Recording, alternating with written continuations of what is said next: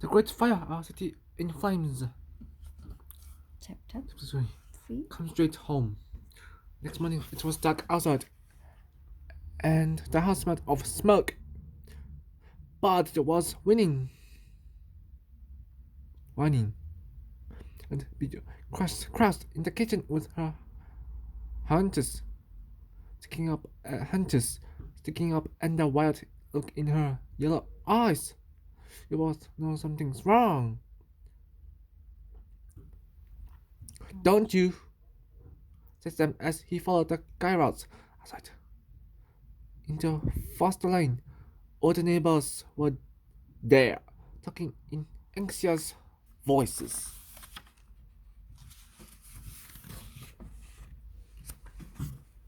Clouds of black smoke filled the sky.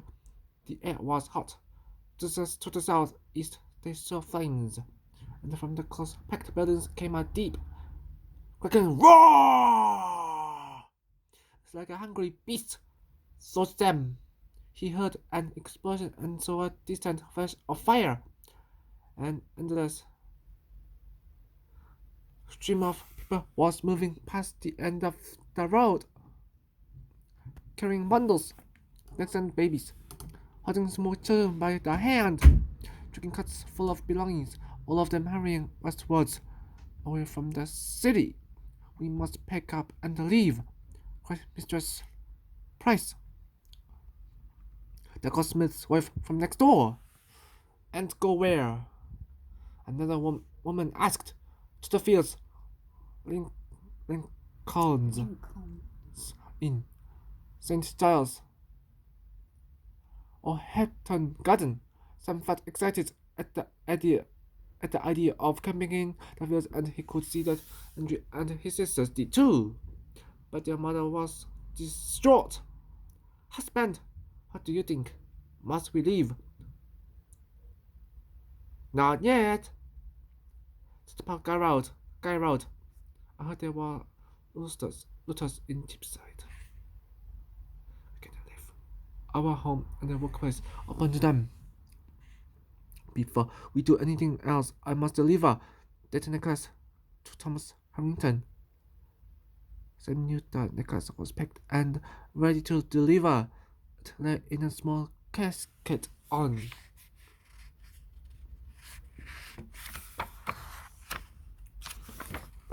a bed of white silk, safely stowed over in the workshop. Andrew and his father had both dressed in their best clothes this morning to impress the merchant. Andrew wore a new dark red doublet and began to cough. Come inside, children. Come inside, children.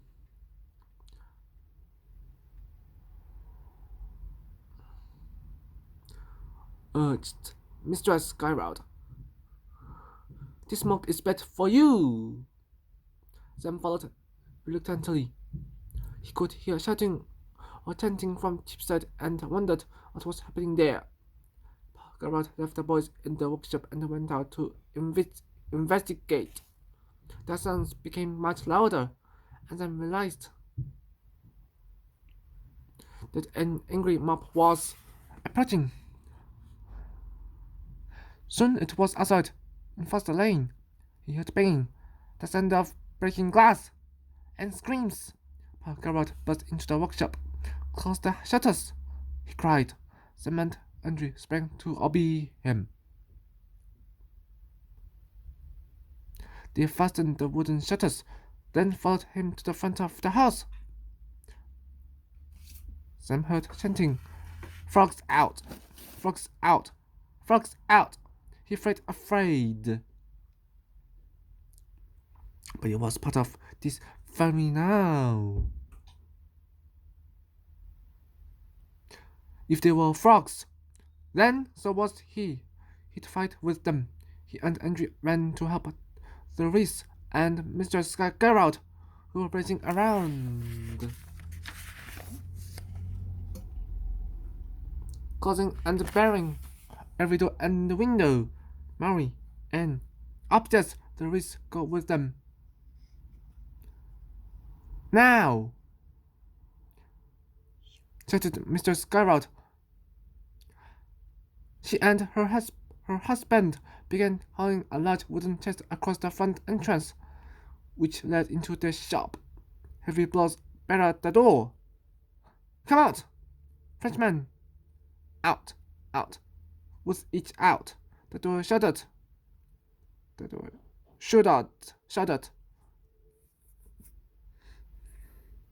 Skyrout shouted, Sam! Take the necklace. Hide it under your clothes. Sam was surprised. Why me? He thought. But he ran to the workshop and grabbed the little casket. And you could not move as fast as Sam. He hobbled in behind him.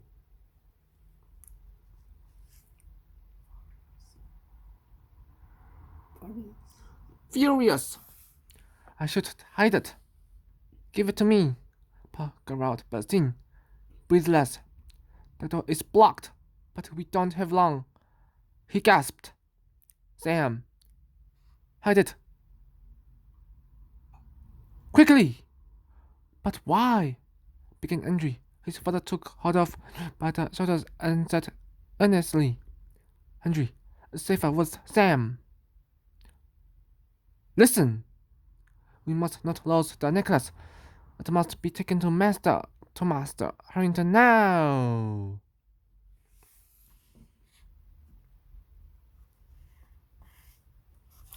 All these hog dogs will steal it. Can I trust you to deliver it? Sam saw Andrew's eyes light up.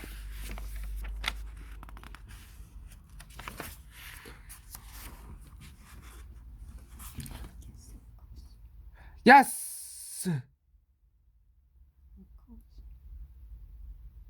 Of course!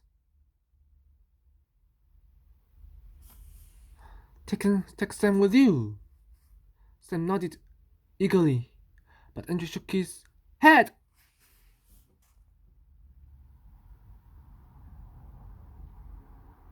I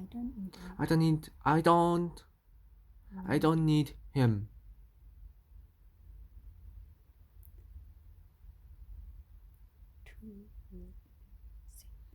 It will be safer. His father insisted. You must deliver it. As my son and a representative.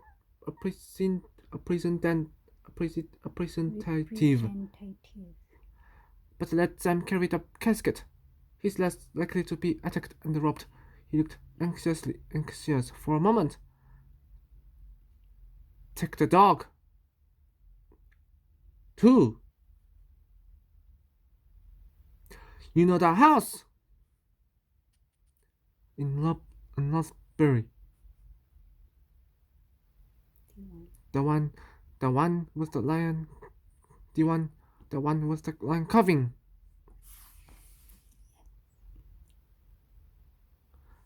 Yes.